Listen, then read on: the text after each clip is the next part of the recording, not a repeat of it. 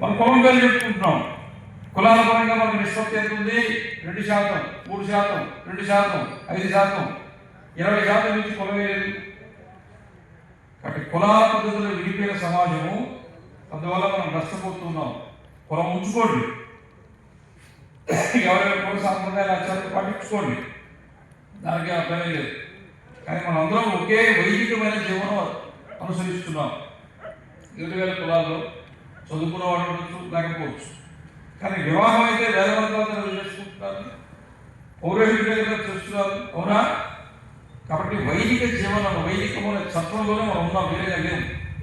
అందువల్ల అందరూ కూడా కలిసి ఉండాలి హిందువులు.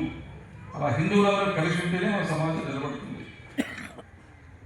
కలియుగం మహాభారత యుద్ధం జరుగుతుంటే 11 అక్షరాలు ఒకటి పక్క, 7 అక్షరాలు ఇంటి పక్క ఉంటే యుద్ధం చేసేటువంటి సైనికులు యుద్ధం చేశారు. మిగతా ప్రజలంతా చుట్టూరు నిలబడి యుద్ధాన్ని చూచారు.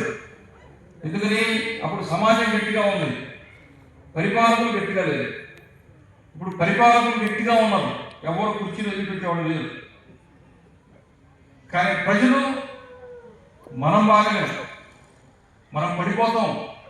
మీకు అర్థం కావట్లేదు. ఇక్కడ హిందూ సమాజం దాడిలో ఉంది, ఆక్రమణలో ఉంది, మన కాళ్ళ కింద మట్టి కదిలిపోతున్నది వాస్తవం.